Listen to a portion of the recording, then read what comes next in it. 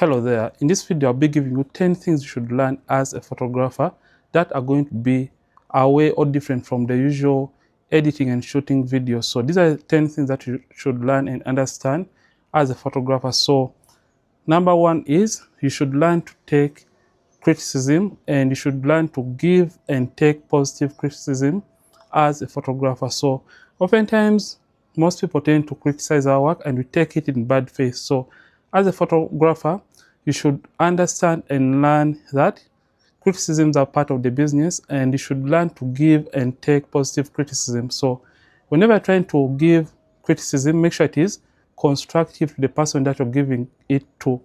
And on the other hand, you should also learn that you also have to be able to take it in case another person is giving you a little bit of constructive criticism. So that is number one. And for number two, we basically have to be clean as photographers. So oftentimes I've been at events or photo shoots whereby photographers come when they are not looking clean enough. So make sure you are very nice and decent as a photographer, because this is going to be affecting your brand in the long run in case you do otherwise. So whenever you're not clean as a photographer, it is going to tarnish your image or your brand as a photographer. Remember, it is very quick, or it is very easy to break a brand name or reputation, and it is very hard to make a brand name. So you have to take that into consideration as a photographer. So let's go to tip number three, what you should learn as a photographer. So in order to be successful in this kind of business, you should understand that photography is a business. Yeah, photography is a business, and you should learn the business part of photography. You can be talented and you cannot be in business. So make sure you understand that photography is a business and you understand the business part of it. So by business part of it, you should understand the marketing models that are going to bring in more clients apart from just shooting. So there are so many talented photographers out there that really are good at their work, but they don't get clients. So remember, in order to get these clients, you have to be good at the business side of photography, and you market your work well.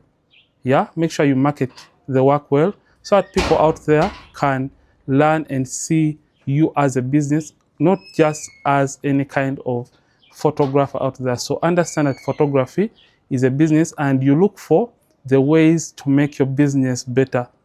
Yeah, don't sit and think the talent is going to bring in the money for you. Understand the marketing techniques and basics of photography in order to bring in more money for you. So let's go in for tip number four, what you should learn as a photographer. You should always learn that you have to always clean your gear. Make sure you clean your gear and make sure that the equipment that you're using is always clean at every single point. So there are cases whereby photographers go to photo shoots, and whenever they take photos, they realize that the lenses or the footage or the photos have fingerprints onto them. So make sure before you go ahead and you shoot, make sure you clean the lenses and make sure the equipment is always clean as possible. Tip number five that you should learn as a photographer is you should always understand that you always have to back up your files. Make sure you back up your files as a photographer, because this is going to save you from so much trouble later on in case you lose a client's work. So make sure you always have, or you create a backup file or folder for your images. So after you have done the shoot, make sure you copy the files and make sure you back it up either on cloud or have a couple of external hard drives that you can use to save or back up your files or photos or even footage for those that shoot videos. So let's go in for tip number six, is timekeeping.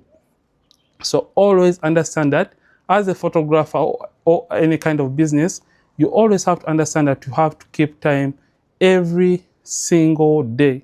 Make sure you are good at timekeeping, because you don't want to disappoint a client and you reach a session or event late, because this is going to tarnish your image. That person won't recommend you to other people out there. So let's go for number 6. Hope I'm not losing count of this. So number 6 is always understand that communication is very key and important. Make sure you communicate to the clients, ask them the information or the details of a given shoot that they are trying to book you for. So always communicate well. So in case someone comes to you and they want a photo shoot, ask them every single question that you want to ask them, because that is going to save you from so much trouble after you have done that very photo shoot. So make sure you communicate, ask the details, and always communicate what you're willing to deliver to those clients at the end of the day. So make sure you really communicate and you have really ensured that you have communicated to those clients that you want to work with, because sometimes we tend to get into those issues later on after we have worked with certain people whereby they need extra photos, where they need you to do extra work. So make sure you communicate and give them a deadline or a timeline for your project delivery, and let them know that their work is going to be ready within a specific period of time. So we are going to, I think, number 7. Number 7 is always going to be about fixing it during a shoot or session. So make sure you fix every single detail during a photo shoot. Yeah, make sure you fix it during the photo shoot, and don't expect to fix it during editing, because that is going to make you waste a lot of time during the editing process. For example, whenever you're doing a photo shoot and you feel like something can be fixed during a photo shoot, maybe the hair can be combed a little, whereby maybe you can adjust the outfit of a client.